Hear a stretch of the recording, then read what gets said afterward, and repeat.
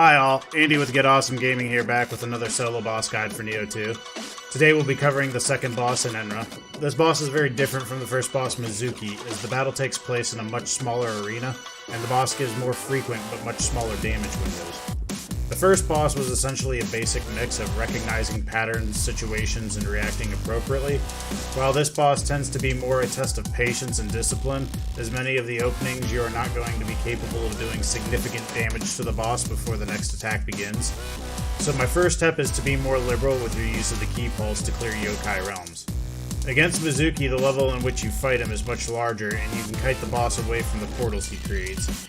Here, the overall percentage of the level that each yokai realm covers is greater, and it's important for you as the player to not allow the boss to essentially claim large sections of the room. Make sure to clear these portals with key pulse whenever it is possible and doable without leaving yourself vulnerable, and also prioritize portals created towards the center of the room, as they tend to restrict your mobility more than those on the perimeter.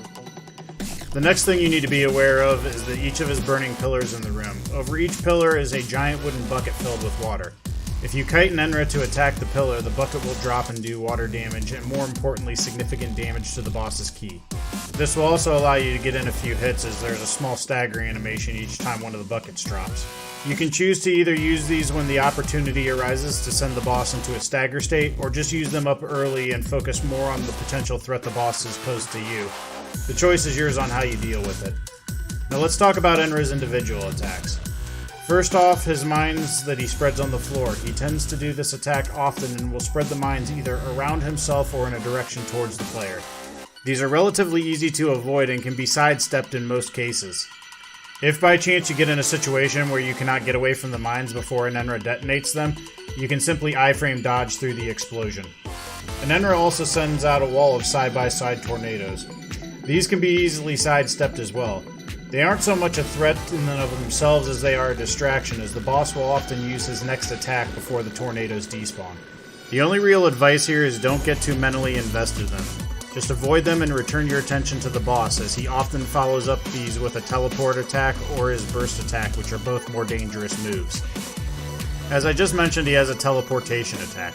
Usually the teleport is more about being on the defensive, as he will attempt to teleport behind you and will do a chain of moves, usually alternating between across the body fist swings and front kicks where he enlarges his kicking foot.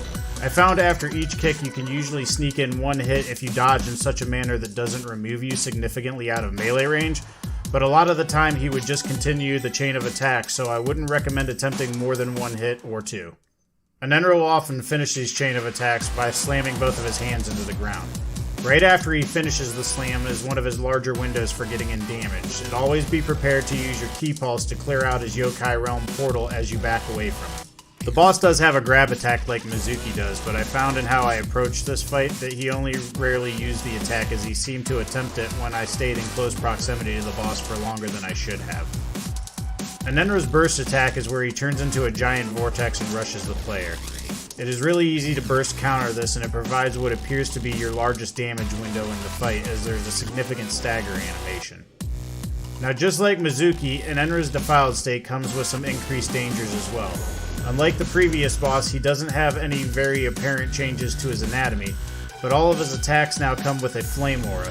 So not only do you take the regular damage of his attack, but you take the flame damage as well.